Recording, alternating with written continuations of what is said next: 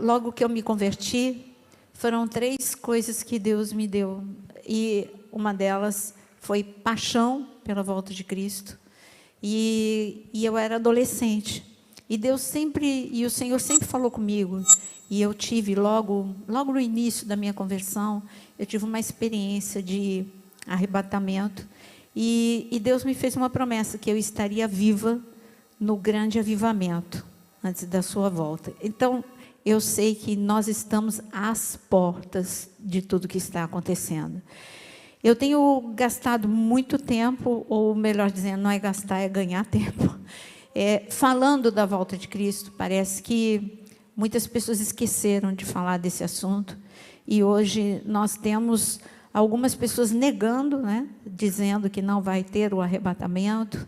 É mais moderno. Então, existe o evangelho moderno. E o evangelho moderno diz que Apocalipse 6, de Apocalipse 6 a Apocalipse 17 é a alegoria.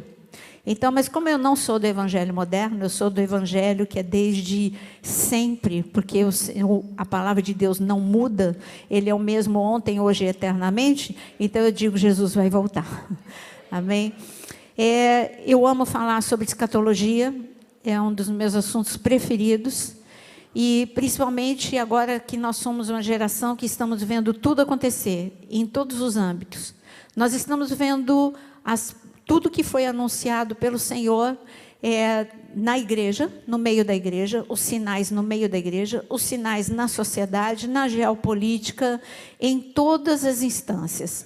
Mas eu queria dizer que quando você fala de escatologia, talvez você pense que a gente tem que começar de Apocalipse, e eu digo que não. Quando eu falo de escatologia, eu começo de Gênesis. Porque desde Gênesis o Senhor já falou, escatologia é falar dos últimos dias. E desde Gênesis ele sempre falou dos últimos dias. E em Gênesis eu tenho 2 momentos. O primeiro momento é quando ele mostrou o primeiro grande encontro. Porque arrebatamento nada mais é do que o grande encontro da noiva com o noivo. Mas o primeiro grande encontro foi quando o Senhor desceu, e ali a Trindade, o Senhor desceu para ter o primeiro encontro com o homem. E ali o homem foi formado, ali o homem foi tocado, ali o sopro de Deus veio sobre o homem. E a primeira pessoa que, quando Adão abriu os olhos, a primeira pessoa que ele viu foi Deus. Essa foi a primeira imagem. Ele estava ali na sua frente, ele tinha acabado de criar, de soprar, de declarar todas as bênçãos sobre Adão. E Adão abre os olhos e ele vê Deus. Esse foi o primeiro encontro. Deus encontrou com o homem encontrou com Deus. Mas já em Gênesis já teve o primeiro desencontro. E eu quero te dizer que isso vai se repetir.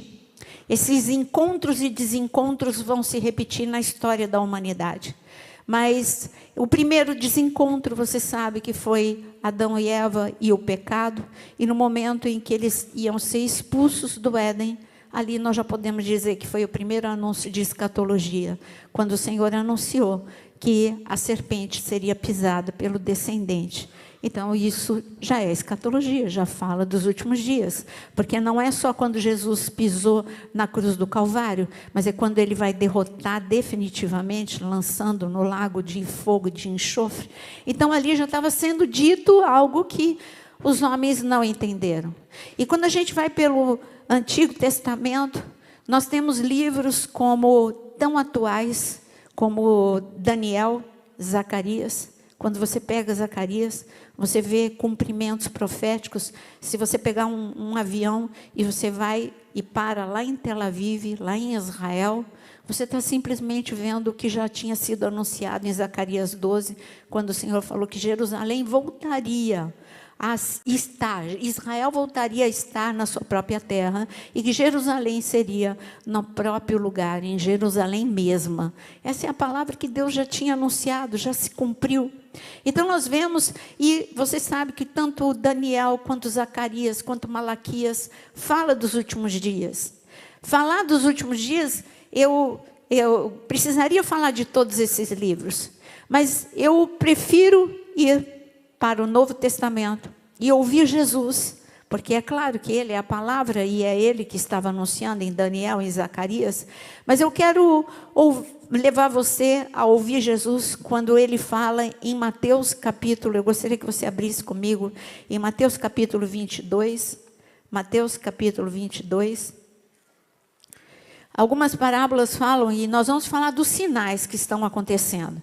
A primeira coisa, o primeiro sinal que a gente vê no meio do corpo de Cristo é o que está escrito em Mateus capítulo 22. Em Mateus capítulo 22, há um cenário onde o Senhor anuncia que, no versículo, a partir do versículo 1, de novo entrou Jesus a falar por parábolas, dizendo-lhes: o reino dos céus é semelhante a um rei que celebrou as bodas de seu filho. Então enviou os servos a chamar os convidados para as bodas. Mas estes não quiseram vir. Enviou ainda outros servos com esta ordem: dizei aos convidados: eis que já preparei o meu banquete, os meus bois e cevados já foram abatidos, e tudo está pronto. Eu gostaria que você falasse essa palavra: tudo está pronto. Está tudo pronto. A gente não atenta para isso, mas está tudo pronto. E ele fala: vinde para as bodas. Eles, porém, não se importaram. Outra palavra que eu gostaria que você destacasse é: não se importaram. E se foram, um para o campo, outro para o seu negócio, os outros agarrando os servos, os maltrataram e mataram. O rei ficou irado, enviando as suas tropas, exterminou aqueles assassinos e incendiou a cidade. Então disse aos seus servos: está pronta a festa, mas os convidados não eram dignos. E depois para as encruzilhadas dos caminhos, e convidai para as bodas a quantos encontrardes. Eu quero parar aqui, antes de continuar. Aqui nós já vemos 3 sintomas, eu diria, sinais no mundo. Se você parar para olhar o que está acontecendo, a natureza está gemendo, se você está percebendo. Eu preciso que você olhe a nível mundo, que você não olhe só o Brasil. A natureza está gemendo nos 4 cantos da terra. Eu acabei de chegar há pouquíssimos dias atrás, da Alemanha, e a Europa está sofrendo, ainda que o verão tenha acabado, já peguei um pouquinho de frio, mas os efeitos deste verão, sem precedentes na Europa, uma seca que não aconteceu há 500 anos, a pior seca em 500 anos na Europa. Eu vi com os meus olhos os campos secos. Eu vi com os meus olhos o problema de água ali. Eu vi, porque eu fui para a Alemanha, onde tem as pedras. Você leu nos jornais as pedras da fome? O que são as pedras da fome? Ali na Alemanha, baixou tanto o nível dos rios, e em determinado local ali na Alemanha, onde a seca foi muito dura, ali as pedras, porque baixou o nível da água, então as pedras vieram, as pedras que ficavam submersas, elas apareceram. E lá estava escrito assim: se você olhar, se você estiver lendo essa inscrição, é porque você está vivendo o pior momento da sua vida. Mais ou menos isso que está escrito, não lembro exatamente a frase, mas é por aí. E então quem escreveu é porque viveu uma seca desse nível há 500 anos atrás. E agora foi possível ler essas pedras que estavam submersas. Então, quer dizer, é a pior seca em 500 anos. Hoje eu estava contando para o pastor Moisés, eu acabei de ouvir de uma amiga minha, uma pastora, que mora em Portugal, e ela falando assim: a crise hídrica aqui em Portugal, ela está muito drástica. E o pior, os espanhóis estão fazendo movimentos, porque a nascente dos 2 principais rios que passam por Portugal está na Espanha. E como ali também está com falta de água, então os agricultores e a população estão dizendo: não manda água para Portugal. E ela fala assim: olha, aqui os cientistas já estão dizendo que daqui 8 anos... essa crise que a gente está vivendo não é nada. Daqui 8 anos, nós vamos viver algo pior do que a pandemia, mas aí é a crise hídrica. A Bíblia já falava disso, sempre falou. Quando a gente vê Apocalipse, vai ter seca a nível de secar completamente o rio Eufrates. E tudo bem, isso é na grande tribulação, mas só que nós estamos vivendo, sabe o quê? Princípio das dores. No princípio das dores, é muito semelhante ao que, é claro que é muito mais acentuado na grande tribulação. Mas no princípio das dores, pergunta para qualquer grávida. No princípio das contrações, principalmente se for o primeiro filho, ela acha que ela está morrendo já. No princípio das dores. Mas se você já tiver do segundo, terceiro, não, isso não é nada comparado com quando estiver bem perto, com o final, né? Quando estiver no final, nas últimas contrações, é muito pior. Então, aí ela já sabe por experiência. Mas a mãe de primeira viagem pensa que já está morrendo nas primeiras contrações. Nós estamos vivendo as dores de parto, o princípio das dores. Quem disse isso foi Jesus, em Mateus capítulo 24. Então, quando você vê aqui, você fala, e o que você abriu em Mateus capítulo 22? Mateus capítulo 22 fala de alguns sintomas dentro da igreja. Os sintomas dentro da igreja é não se importar. O que você leu comigo aqui, no versículo 5, é não se importaram com um convite. O convite aqui está falando das bodas do Cordeiro, que é um momento específico que vai acontecer depois do arrebatamento. Mas eu quero te dizer que todos os dias, quando você vem para a casa do Senhor, é o dia de você estar nas bodas do Cordeiro, se preparando para este momento, se fortalecendo para esse momento, se preparando para ser uma noiva sem mancha, sem mácula, sem ruga, uma noiva preparada, adornada, ungida, com a sua lamparina acesa. Não adianta você cantar, tem uma música linda que está todo mundo cantando. Eu amo essa música, As Minhas Lamparinas, é linda, mas não adianta você cantar se a sua lamparina tiver sem azeite. Não é o cantar uma música bonita que vai encher a tua lamparina de azeite. Nós estamos vivendo, se o mundo está vivendo uma crise hídrica, nós estamos vivendo a crise do óleo. E eu digo que a crise do óleo é o óleo da unção. Uma crise do Espírito Santo. Se Deus pudesse colocar, do mesmo jeito que durante a pandemia você precisava para entrar na igreja, ver como é que estava a sua temperatura, se tivesse ali obreiros ou quem fosse ali, e Deus desse uma maquininha para a gente, para medir o nível da unção, muita gente ia ter que voltar para casa. Meu filho, vai, se prepara, ora mais, porque aqui você completa, mas não é que você tem que estar sempre, aqui você vai ficar cheio, mas você não pode vir para cá sem ter uma vida de oração, sem ter uma vida com Deus. Você precisa vir aqui para complementar aquilo que você tem na tua casa, porque senão não adianta, o que você receber aqui vai embora, vai escoar. Você precisa vir aqui já com o odre, não com o odre velho, você ser um odre novo, e odre novo é todo dia, segunda, terça, quarta, quinta, sexta, não é só domingo. Odre velho é aquele o crente domingueiro, né? Aí vem e está odre velho, vem a unção no culto, mas vai embora a unção. Então eu quero dizer que nós estamos vivendo uma crise do óleo. E a crise do óleo é não se importar com os recados de Deus. O recado de Deus é, está tudo pronto. Você já pensou? Ele está falando isso para a igreja. Está tudo pronto. E você está pronto? Porque no céu está tudo pronto. Olha, a terra está toda pronta também. Porque o cenário que você está vendo, os cumprimentos proféticos, a instabilidade. Eu vou falar de mais sinais, mas a instabilidade que nós estamos vendo no cenário mundial, nós precisamos olhar que tudo isso é cumprimento profético.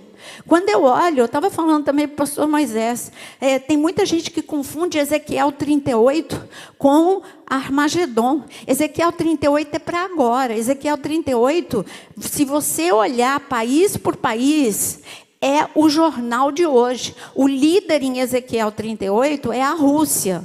Está escrito, gente, em Ezequiel 38, o líder de países que se levantarão contra Israel é a Rússia. Junto com a Rússia tem a Turquia. E a Turquia agora entrou no cenário amiga da Rússia. Ela não era, mas agora se tornou.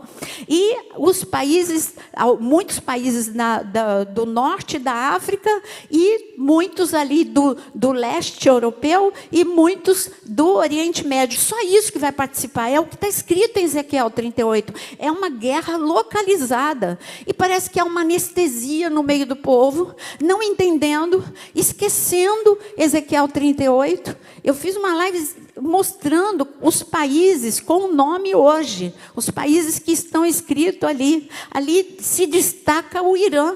E hoje mesmo apareceu uma notícia sobre o Irã, muito forte. Daqui a pouquinho eu falo para vocês. Eu não estou aqui para apavorar. Eu estou aqui para dizer que a igreja que conhece a palavra de Deus, ela fica protegida, preparada. Ela só vai ficar em estado de alerta. Eu não estou aqui para te dizer, olha, para te dar medo. Eu não sou dessa linha, sabe, de colocar medo. Eu, pelo contrário, eu quero, porque quando o Senhor mostra, Ele está dizendo, olha, é tempo, assim como no Egito, que todos precisavam ter a cobertura do sangue, senão o exterminador entraria. Este é o momento do sangue de Jesus ser a arma sobre a sua vida. É você dizer, tudo bem, está acontecendo tudo em todos os lugares, mas o sangue de Jesus protege a mim e a minha casa. Este é o momento de nós pegarmos as armas e usarmos as armas e não ficar com medo. Você não pode ficar são dois extremos que você não pode: apavorado, e que tem muita gente que gosta de apavorar, de trazer esse sentimento de medo. Você não pode nem ficar apavorado e nem ficar alienado, como aqui está escrito. Os convidados não se importaram. Outro sintoma outra palavra-chave que nós temos aqui no versículo 9, o Senhor, Ele falou, tá bom, então vai. É claro que eu dou aula de parábolas, é claro que essa parábola, ela pode ser, ela tem muita coisa para falar e muitas vertentes para falar, porque cada parábola, ela é riquíssima. Mas o que eu quero te dizer hoje, nessa noite, que quando o Senhor mandou, vai até a encruzilhada, você não está no caminho, quem está na encruzilhada está parado. E eu digo que esta é uma geração que está na encruzilhada. É uma geração que mesmo dentro de igrejas está parada. Ela não cresce, ela não avança. Emocionalmente é uma geração infantilizada. Você quer ver? Geração Nutella. O que é geração Nutella? Não suporta pressão. Se tiver pressão, se um líder repreender, vou para outra igreja. Isso é geração Nutella. Se repreender por amor, para crescer. Jesus, Ele fez isso com Pedro. Não é repreender para te destruir. Não, é para você crescer. É para você realmente ficar mais maduro. Mas a geração Nutella não gosta de ser frustrada. Ela não gosta de ser repreendida. A geração miojo é aquela que quer tudo pronto e rápido. Então, se você não está conseguindo a tua bênção, porque é a geração mimada também, que quer bênção, não quer ter uma caminhada com Cristo, só quer o Deus da bênção. Então, se a bênção vier, e não vier logo, é porque a igreja está com problema. Eu vou para uma igreja que está na moda. Então, eu digo para você que isso é povo de encruzilhada, porque fica de igreja em igreja, e você nunca vai crescer, e você nunca vai ouvir a voz de Deus direito. Você vai ouvir a voz da tua alma. É a voz da tua alma que sempre vai gritar, eu quero, é para mim. É a geração. Jesus disse em Mateus 24, o amor se esfriaria. Pessoas egoístas, eu quero. Você não quer um relacionamento com Deus, você quer ser abençoado. Quem não quer ser abençoado? Não tem problema em ser abençoado, mas um relacionamento é eu querer ouvir a Deus, mesmo quando tudo vai mal. Quando tudo vai mal, é entender que no silêncio Deus fala. Aliás, essa palavra, eu tenho um amigo judeu que mora, eu vi que tem aqui um judeu, tem um amigo meu judeu que mora no meio do deserto, e o nome dele é Davi, e ele se converteu, foi uma conversão fenomenal, e na Índia ele achou um Novo Testamento no chão. Alguém se converte desse jeito na Índia, com um Novo Testamento? Quando Deus quer te cercar, Ele cerca. E quando ele voltou para Israel, convertido sozinho, ele foi e ele mudou para o deserto. O pai dele o desertou. Ele foi para o deserto e o pai dele o desertou. Ele era de uma família riquíssima e o pai disse: eu prefiro você ateu do que você cristão. Então o pai desertou e ele foi morar no deserto. Eu fui visitá-lo nessa última vez. E eu perguntei para ele: Davi, por que no deserto? Ele disse assim: muito me surpreende você me perguntar, Naira. Eu fiquei olhando para ele. Você não dá aula de Mateus capítulo 24? Então, você sabe muito bem que quando vier a grande tribulação, depois do arrebatamento, os judeus que não aceitaram Jesus como Senhor e Salvador, eles vão ter que fugir para o deserto da Judéia. Então, eu vou deixar minha casa para eles. Eu falei, Davi, só você mesmo. Ele falou, eu vou ser arrebatado, mas vou deixar, por enquanto, eu alugo para Airbnb. Mas depois, quando eu for no arrebatamento, eu deixo aqui minha casa pronta para quem tiver que passar pelo deserto da Judéia.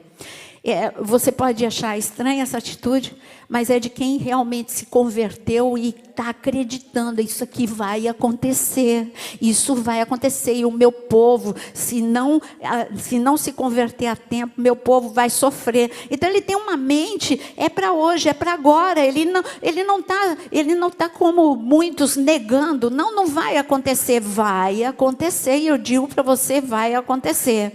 Agora, quando eu olho para a palavra, emocionalmente, o que é que está acontecendo com as pessoas? Em Lucas capítulo 21, que é o mesmo texto que a gente vai abrir daqui a pouco em Mateus capítulo 24, só que Lucas acrescenta algo. Eu peço para você abrir em Lucas 21, mesmo que a gente vá abrir depois em Mateus 24. Porque Lucas acrescenta algo que é o que está acontecendo agora. Porque os pastores me pediram, fala o que está acontecendo, fala dos sinais do que está acontecendo. Então, antes de eu falar dos sinais do que está acontecendo no mundo, eu quero falar dos sinais que está acontecendo na igreja. Então, eu disse, uma igreja parada na encruzilhada, e Jesus é o caminho, a verdade e a vida. E eu digo, se você estiver paralisado pela dor, se você estiver paralisado pela angústia, eu digo que hoje é dia de sair da encruzilhada e você caminhar por um caminho de graça, de unção, se preparando para as bodas do Cordeiro. E aqui está escrito em Lucas capítulo 21, são dois momentos que eu quero que você leia comigo. O Senhor fala sobre o princípio das dores, no versículo 7. Eu amo subir no Monte das Oliveiras, porque este sermão ele foi falado momentos antes de Jesus ir para o cenáculo. Então, em Mateus, por exemplo, se você ler em Mateus capítulo 24, ele sobe, ele fala o sermão, ele fala aqui o sermão, esse sermão da última hora, que não é o sermão da montanha, é o sermão no Monte das Oliveiras, que fala sobre os últimos dias. Ele já estava em Jerusalém e ali ele entregaria a sua vida. E então, esse sermão, ele está escrito no versículo 7. Perguntaram-lhe, mestre, quando sucederá isso? E que sinal haverá de quando essas coisas estiverem para se cumprir? Respondeu ele, vede que não sejais enganados, porque muitos virão em meu nome, dizendo, sou eu, e também chegou a hora, não os sigais. Quando ouvirdes falar de guerras e revoluções, não vos assusteis, pois é necessário que primeiro aconteçam essas coisas, mas o fim não será logo. E então lhes disse, levantar-se-á nação contra nação, reino contra reino. Haverá grandes terremotos e epidemias e fome em vários lugares, coisas espantosas e também grandes sinais dos céus. Mas olha a promessa que o Senhor te dá no versículo 18 e 19. Contudo, não se perderá um só fio de cabelo da vossa cabeça, e na vossa perseverança que ganhareis a vossa alma. Quando você diz, olha os avisos do Senhor. Ele está falando sobre os últimos dias, ele está falando que vai ter guerras, revoluções, e é para a gente não se assustar, se levantarão nações contra nações. Parece que está tudo muito longe. Quando eu, agora neste momento, quando eu fui inclusive na Assembleia de Deus, lá em Frankfurt, eu falei assim, eu ouvi a história de cada um deles, porque eu fiquei um tempo com eles, como é que eles tinham parado lá na Alemanha. E eu falei assim, eu ouvi a história de vocês. Eu sei qual é o motivo. Cada um de vocês acha que vocês vieram para a Alemanha, um porque casou com um alemão, outro porque casou com um alemão, outro porque veio jogar futebol, outro porque isso, outro porque aquilo. Mas eu digo que não é porque você quis. Deus preparou este momento para brasileiros estarem lá na Europa, que é o pior momento da Europa. Sabe para quê? Para que o grande avivamento aconteça, porque Deus tem uma promessa no Brasil, que o Brasil seria celeiro de avivamento. Eu falei, mas eu faço uma pergunta para vocês. Vocês estão percebendo tudo o que está acontecendo no quintal da casa de vocês? Não é porque a rainha da Inglaterra morreu, tá? E o que tem a ver a rainha da Inglaterra morrer? Porque se levantou o rei Charles agora como sucessor. E o que tem a ver isso? Ele é tão inexpressivo, o que tem a ver isso? Tem muita coisa a ver. Ele está lá no Fórum Econômico. Ele está lá com toda a linha de pensamento do Fórum Econômico. É todo um cenário preparado. Aquele Fórum Econômico, ele é todo um fórum preparado. É um cenário preparado para o anticristo. Nós estamos vendo, é como peças de xadrez, Deus está mudando e ninguém está percebendo. Aí vem uma notícia, o Papa está para renunciar. Então, está tudo acontecendo ao mesmo tempo. E aí tem a guerra da Ucrânia e da Rússia. Mas está lá, não tem muito a ver comigo. Como que não tem a ver com você? Nós já sentimos aqui, bem longe. A gente sente o efeito aqui.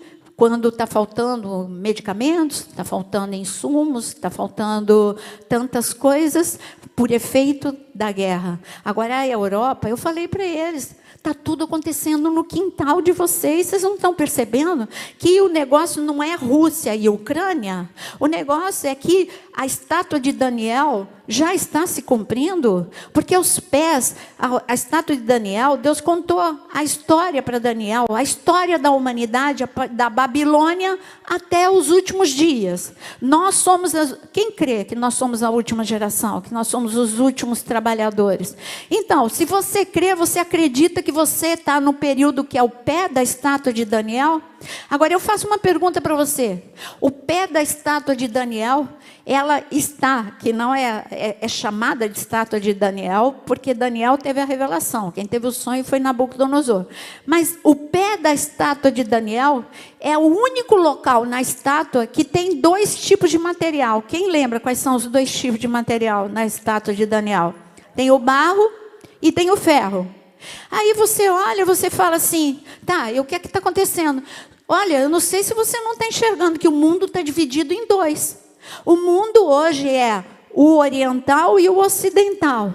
Quando você olha para a guerra da Ucrânia, o mundo está dividido em 2. Os países que apoiam a Rússia é um bloco, que é o bloco oriental. Ali você encontra países do Oriente Médio, mas você encontra um bloco oriental. É a China que apoia a Rússia. E você começa a ver, gente, o mundo está dividido em 2. É a OTAN e os países ocidentais, e é a Rússia e os países orientais. Então eu estou aqui, o mundo está escuta, sabe, especialistas, pessoas que analisam, nem são cristãos, só analisam a situação do mundo. Eles estão falando, o mundo está dividido em 2. Aí eu virei para o meu marido e falei, eles precisam ter estudado tudo isso para saber que o mundo está dividido em 2. O Senhor sempre avisou que nos últimos dias o mundo estaria dividido em 2. Este é o mais forte sinal que nós enxergamos hoje.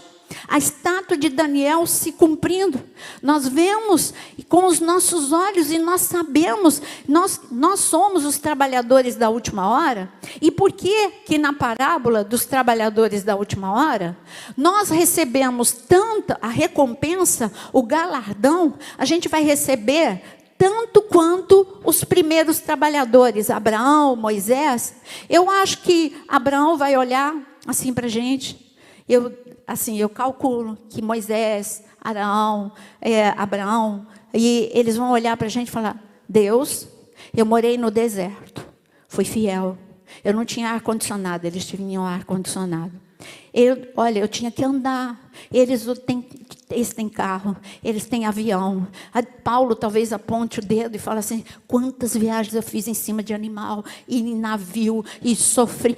Quer dizer que eles vão receber o mesmo que eu. Como assim? Porque quem fala isso é o próprio Jesus. Ele fala, porque questiona na parábola. O Senhor Jesus disse que os trabalhadores da primeira hora questionam.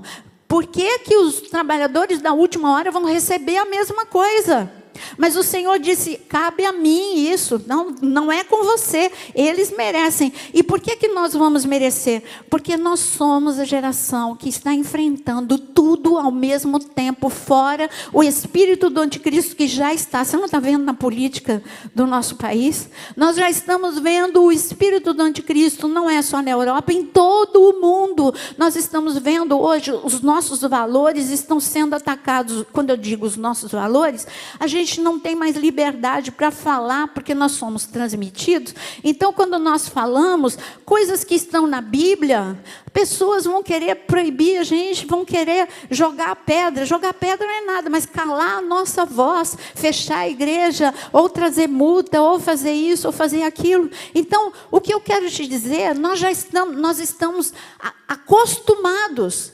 Olha como que é, a coisa vem devagarinho, e você vai se acostumando tanto que você começa a achar normal tudo que você está vivendo. Não é normal o que a gente está vivendo, não é normal o ataque às famílias, não é normal este nível de ataque às nossas crianças, não é normal o nível de ataque às igrejas, nada disso é normal, e tudo isso estava escrito aqui. Ele falou guerra, e quando a gente fala de guerra, agora a gente não olha só a Rússia e Ucrânia, nós estamos vendo que o mundo é como que se fosse um campo minado.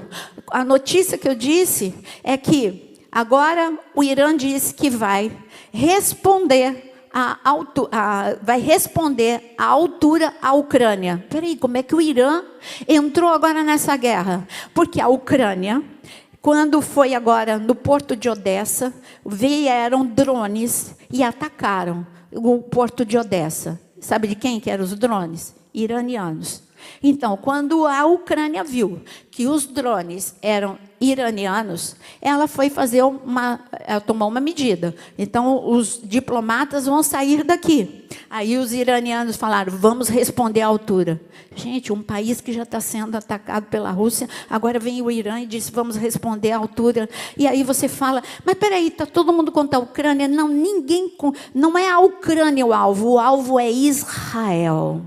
E por que o alvo é Israel? Se você não leu as últimas notícias, eu quero te dizer que Israel fez um acordo milionário com a Europa para fornecer gás, porque Israel hoje é um grande produtor de gás. E o que a Rússia fez? A Rússia, ela reduziu 40% do fornecimento de gás para a Europa, que vai enfrentar um inverno duríssimo sem gás, ou com um gás caríssimo. As igrejas estão pensando em fechar e voltar a ser em casa. Pelo menos a Assembleia de Deus de Frankfurt diz que essa vai ser a medida deles, porque sem aquecimento não dá para ficar na igreja.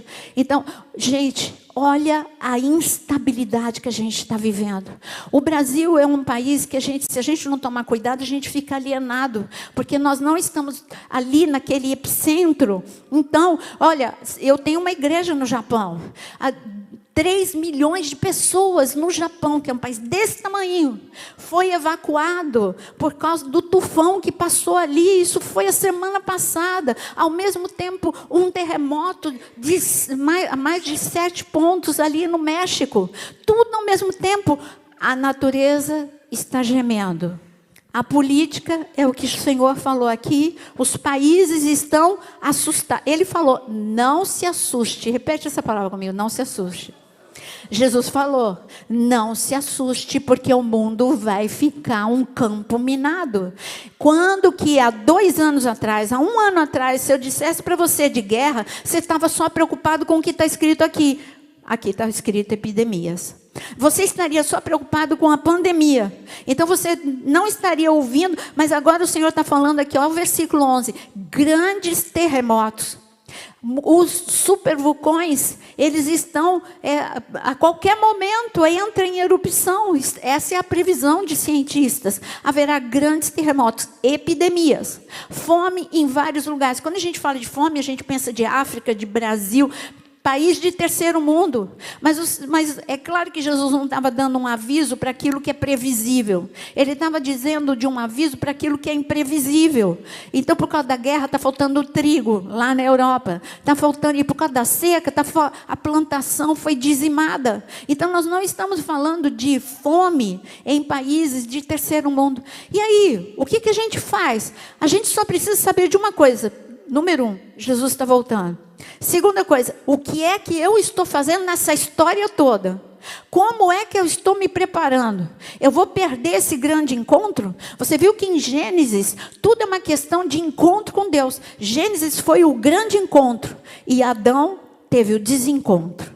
Agora vai ter Jesus, ele não aguentou, ele veio antes do tempo, como os próprios demônios disseram quando viram, falaram, o que você veio fazer antes do tempo? Jesus veio no 4º dia da humanidade, e Jesus, quando a humanidade completou 4.000 anos, então Jesus veio antes do tempo, porque por amor a você, para trazer redenção, salvação, arma, para você suportar, senão a gente não ia suportar, ele sabia disso, que a gente não iria suportar até o final do 6º dia, que são 6.000 anos da humanidade.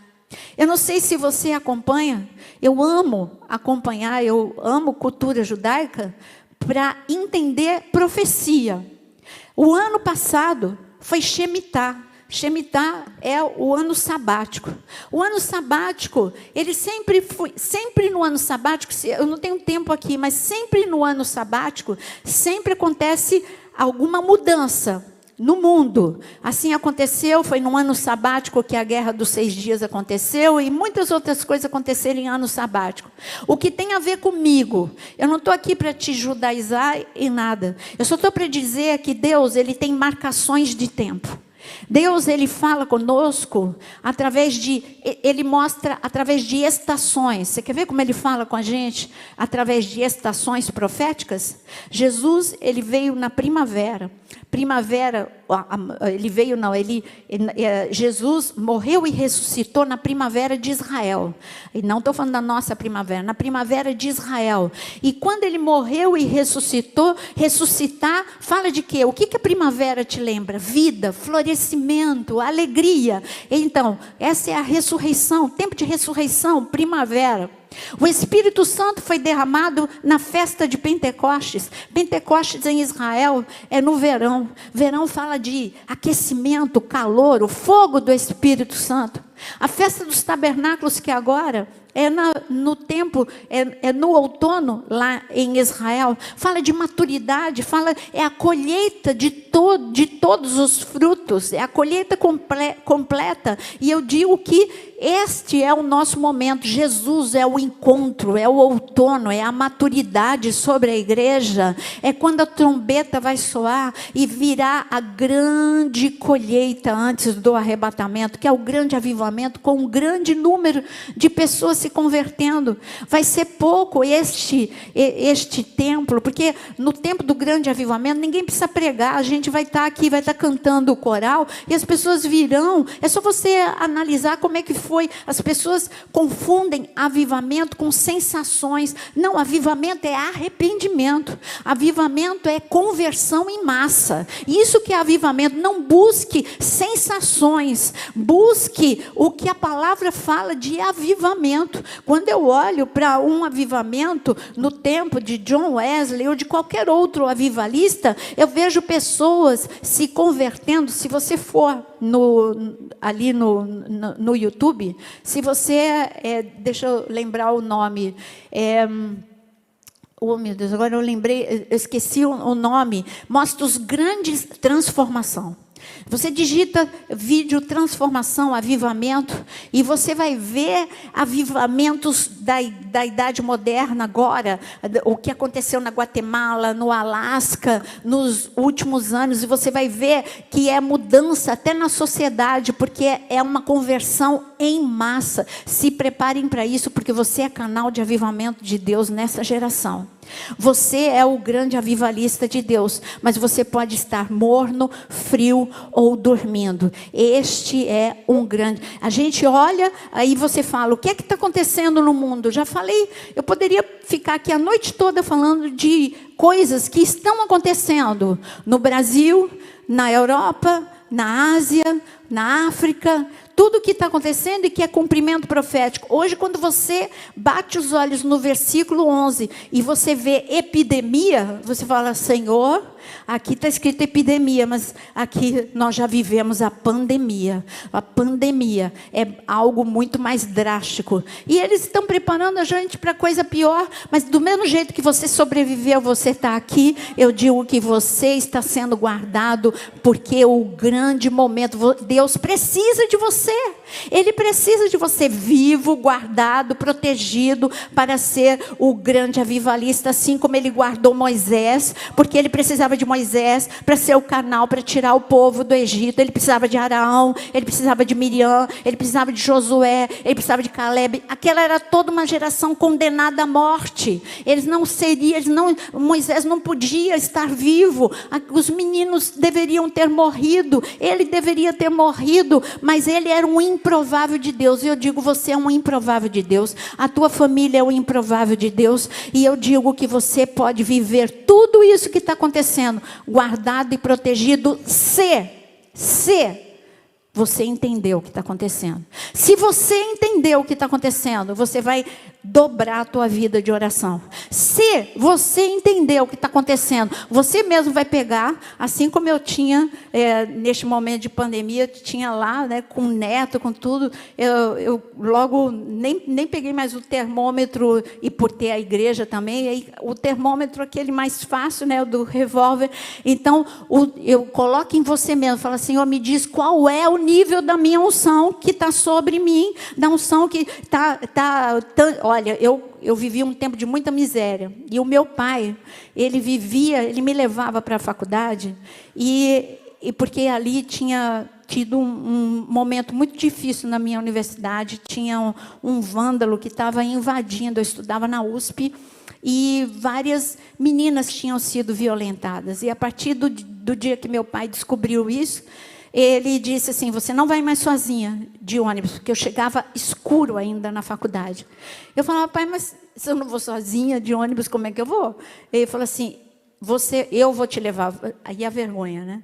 Não, meu pai vai me levar. E eu falava, tá bom, mas como é que você vai me levar? A faculdade é muito longe. E o dinheiro da gasolina? Eu dou um jeito. O carro todo arrebentado. O meu pai ia sempre no cheiro da gasolina. Sabe o que é andar no cheiro da gasolina? Muitas vezes a gente parou no meio do caminho. Mas eu chegava no posto, meu pai colocava R$10 de gasolina.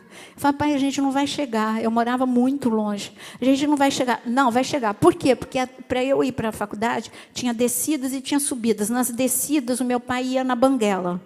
Mas acontece que, de 100% de vezes que eu ia para a faculdade, pelo menos 30% eu ficava no meio do caminho, sem gasolina. E eu digo para você que unção é a mesma coisa. Você pode até achar que você vai chegar a algum lugar, mas se você não tiver com o Espírito Santo cheio e transbordando do Espírito Santo, você não vai chegar a lugar nenhum. Nem como família, nem vida profissional, em nada na sua vida. Neste momento que nós estamos vivendo, esse momento de tantos riscos, de tantos perigos, se você não atentar, você não vai chegar até o fim. Mas eu sei que você quer chegar até o fim. E que hoje você vai clamar, Senhor, aviva o meu coração. Você cantou uma música aqui, me aviva o meu coração. Eu preciso estar com a temperatura superaquecida. Mas voltando a Lucas capítulo 21, no versículo 34, ele diz, veja o que ele diz em Lucas 21, 34. Outro sinal que acontece no meio da igreja.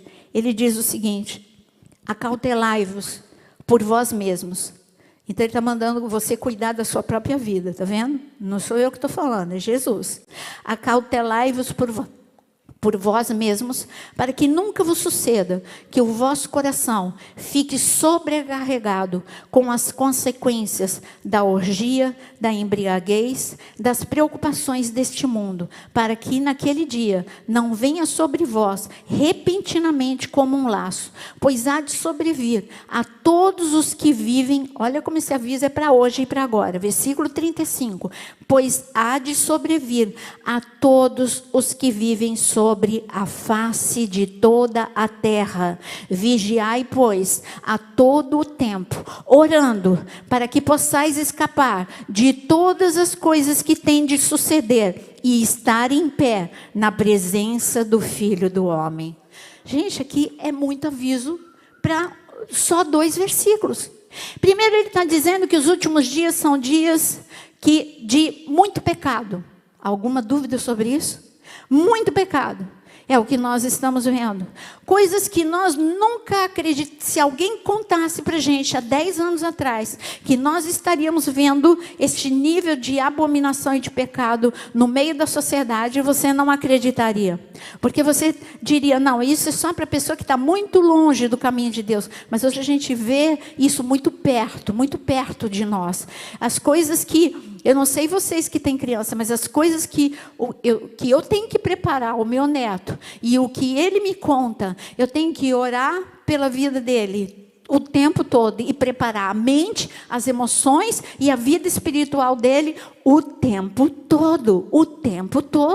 Não está sendo fácil estarmos com a nossa família em pé, mas é possível, porque Jesus disse que é possível. Então a primeira coisa que ele disse, vocês vão viver como nos dias de Sodoma e Gomorra. Ele disse, os últimos dias seriam como os dias de Sodoma e Gomorra. Nós estamos vivendo dias de Sodoma e Gomorra, e nós precisamos trancar a porta da nossa casa, a porta da nossa mente, a porta das nossas emoções. Aí Jesus, ele mistura, ele põe junto no mesmo nível a nossa vida emocional. Olha o que ele diz, cuidado para você não ficar também sobrecarregado com a preocupação. Isso é ansiedade, isso são as nossas emoções abaladas por tudo que a gente está vivendo, a instabilidade, os problemas financeiros que está todo mundo vivendo. Ele está falando, cuidado que o excesso de preocupação roube a tua fé. Você não pode deixar que fé e esperança sejam roubados do teu coração. Põe a mão no teu coração e fala, Senhor, renova em mim, renova a medida de fé que foi roubada, renova o nível de esperança que foi roubado de dentro do meu coração. E eu digo que ele diz aqui, porque cuidado você não ficar sobrecarregado de preocupação deste mundo. Agora, no versículo 36, ele diz para você, vigia. Olha o que nós temos que fazer. Nós precisamos vigiar de vez em quando. É o que está escrito no versículo 36. Em todo o tempo. Ele está falando, vigie em todo o tempo. Vigie a tua mente, vigie as tuas emoções, vigie se você não está ficando egoísta, vigie se o amor não está esfriando no teu coração, em relação às pessoas, em relação à tua família, em relação à tua igreja, em relação aos teus líderes e em relação, acima de tudo, a Deus. Vigia. E ele fala, ele começa no versículo 34, cuida da tua vida, acautelai-vos por vós mesmos, o ataque é individual, você tem que olhar como é que você está. E ele está falando, vigie em todo o tempo, e ele está falando, ore. São 2 posições que nós não podemos vacilar. É uma vida de oração. Por isso que eu comecei no YouTube. Eu falei assim, gente, acho que as pessoas esqueceram a necessidade de um devocional. Eu vou fazer, já que é uma geração tão urgente, tão rápida, eu vou ensinar como fazer um devocional. Estou lá todo dia, 6 horas da manhã, lendo a palavra, explicando a palavra e orando, para eles verem que é possível fazer um devocional diário. Aqui está falando, vigie em todo tempo, ore. Para você o quê? Aqui está a resposta.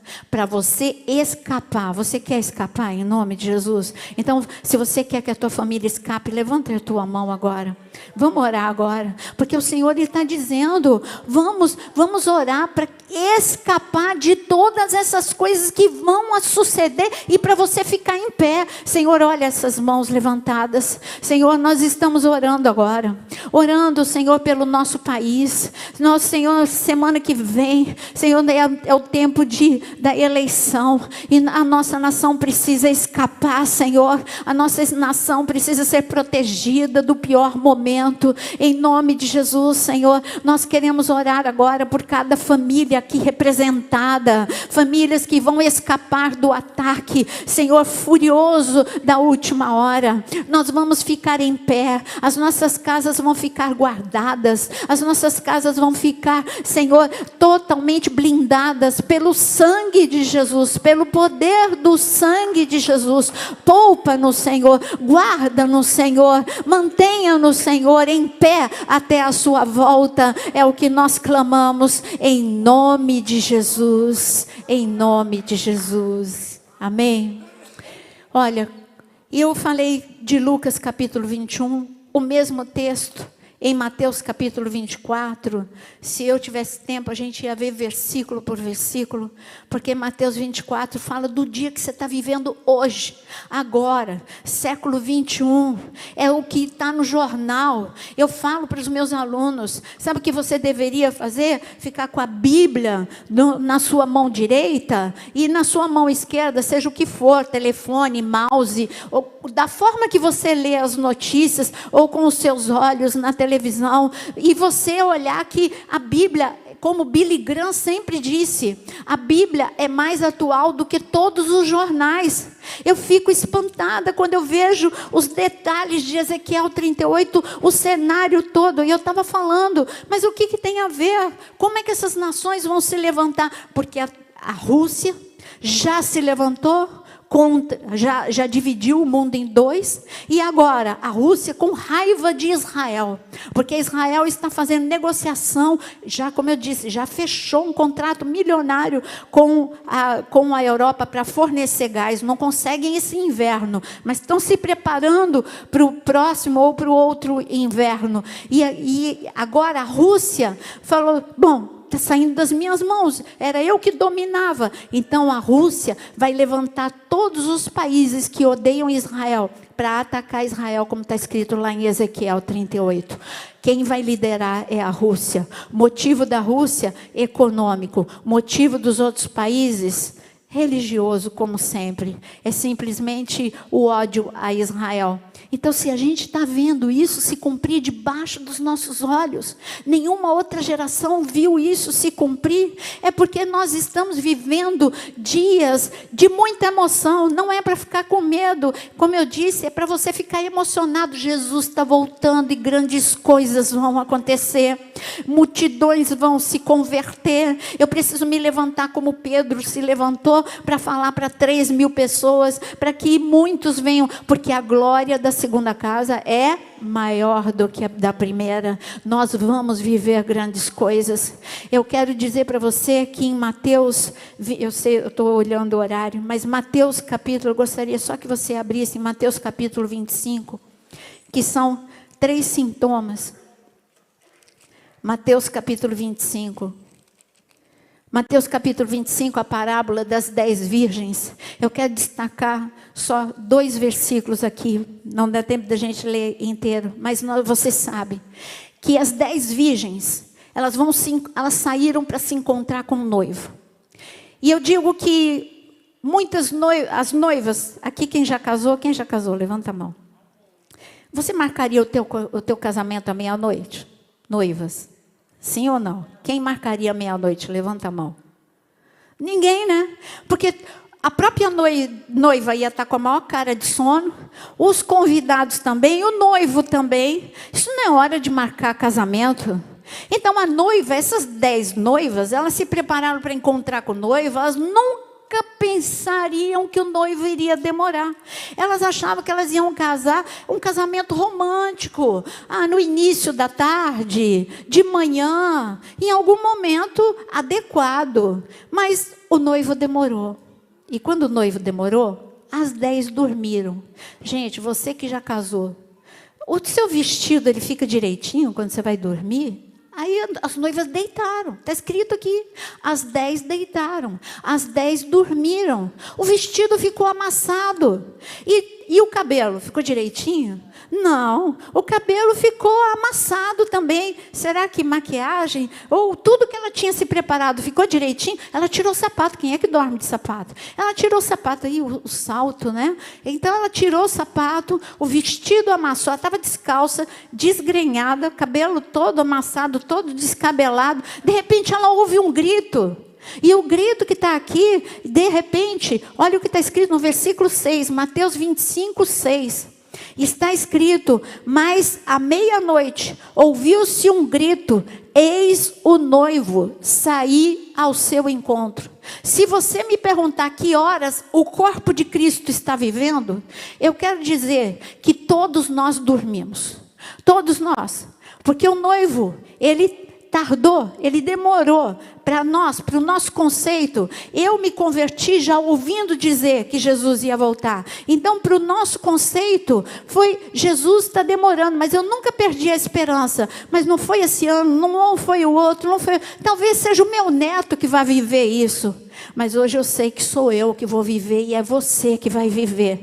E eu fiquei em pé, falei, deixa eu arrumar meu cabelo, deixa eu pôr o salto, deixa eu ver onde a minha roupa está amassada, deixa eu ficar bem preparada, porque o noivo está chegando e o Espírito está gritando para a igreja.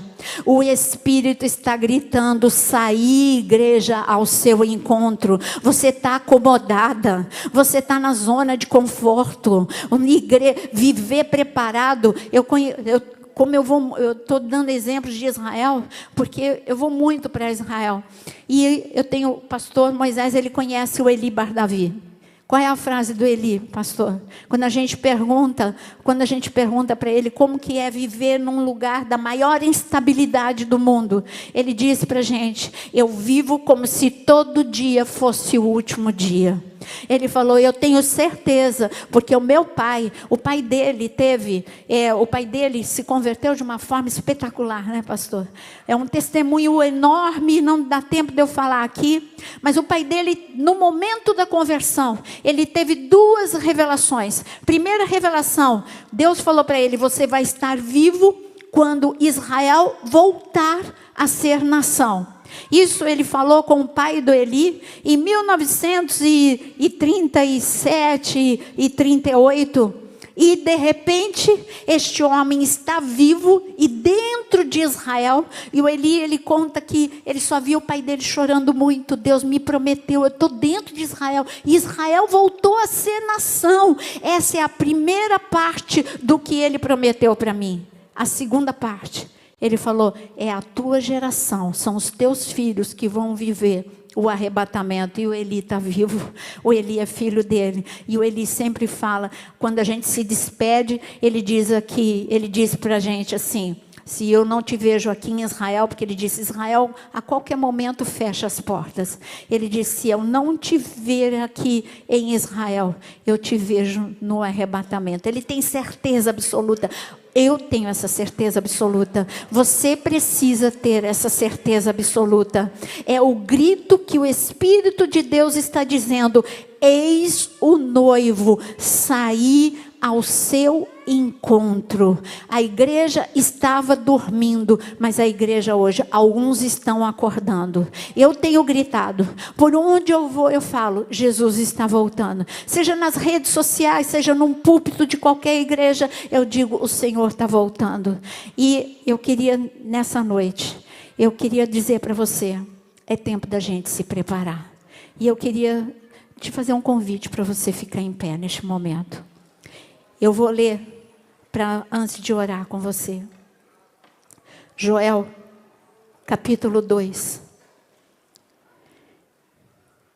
Hoje, exatamente hoje. Quer dizer, ontem no cair da noite e hoje é o primeiro ano. É o primeiro ano, como eu disse, do ano novo judaico. O que tem a ver isso com a gente? Porque no ano judaico é tocado um shofar e anuncia um novo ciclo. Este é o primeiro ano depois do Shemitah. Como durante o ano sabático não se pode colher, então não pode plantar e nem colher, o ano seguinte Deus faz um teste com a nação que confia nele. Olha, vocês vão colher de uma forma sobrenatural. Israel sempre acreditou e sempre eles tiveram uma colheita sobrenatural daquilo que eles não plantaram. Sabe o que eu quero dizer sobre a sua vida? Hoje o chofar de Deus está tocando sobre a sua vida. Este ano você vai colher aquilo que você nem plantou. É um ano sobre a igreja do Brasil diferente. É um ano que a igreja... Você reparou que essa eleição trouxe algo que é unidade?